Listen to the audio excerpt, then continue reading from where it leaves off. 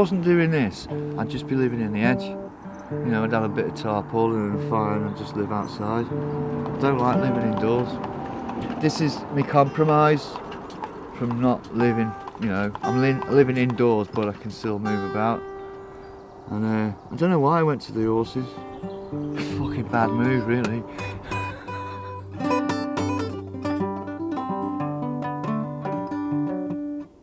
I left Ellesmere Port, where I grew up.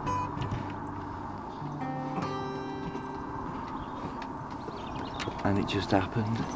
You know, I went on the road and then it just, you know, buy different trucks, buy this, that and the other, live in different ways, you know. I've lived in trucks and buses and fire engine and stuff, you know, and then I just bought an horse. I don't know why. Yeah, the horse bit my fingers off, not in a vicious attack or anything, in a really, I don't even know what happened. We just moved, the horses were still in harness. I had 3 stallions, 2 stallions were together, both in harness, and I was just getting their pegs and their chains together, and I looked round and my fingers had been bitten off. I didn't quite know what had gone on. There was no pain or anything, just a lot of blood.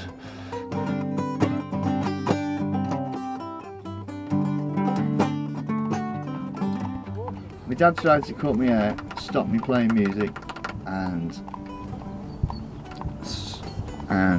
didn't want me travelling about.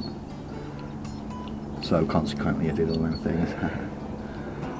I mean, a lot of people say to me, oh, you get a better attitude from people, Dave, if you put on a suit, cut your hair and had a wash. Well, I mean, having a wash might even be a start, but the thing is, right, if you're thick enough to look at me and make an impression that I'm some dirty tramp that has got no input to society in any way, then you're a fuckwit, a complete and utter fuckwit, and it's not worth even knowing you. And if you look at me and look past what I look like and are interested, then you're worth $1 million, aren't you?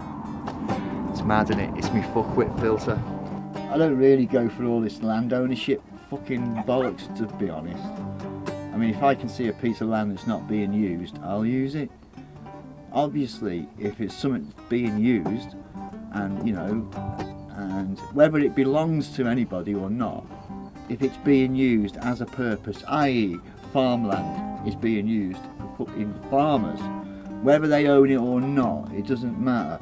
And obviously I'm not going to pull onto their land, but a bit of grass at the side of the road that belongs to the highways, that's not being used by anyone, I will pull onto that, and you know, whatever. A bit of council with a bit of land that's not being used, wasteland, I'll pull onto that. Commons, I'll pull onto them. It's just a matter of, you know, anarchy doesn't mean going around causing complete chaos. Anarchy means living by your own morals and your own standards, and believe me, my morals and standards well exceed far more than the people who run this fucking country.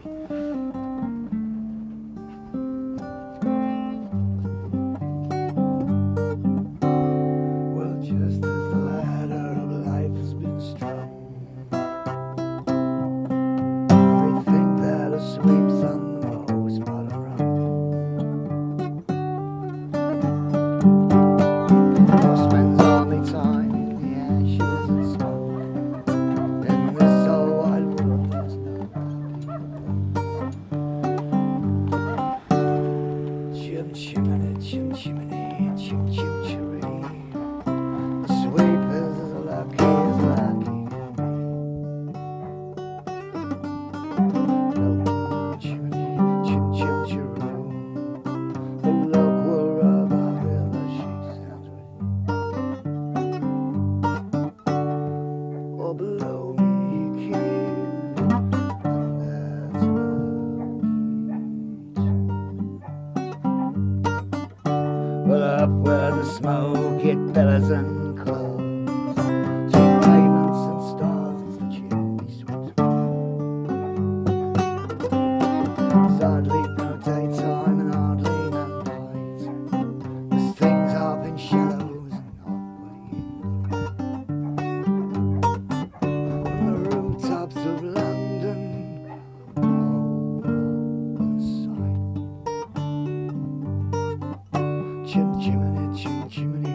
chim chim chiree. When you're out with a sweep, you're in glad company. Nowhere there is a happier crew than that what sings chim chim chiree, chim chim. Up where the smoke it billows and curls through pavements and stars, the chimney sweep. And hardly no noise, the things off in shadows and walkway in light. From the rooftops of London, what a sight.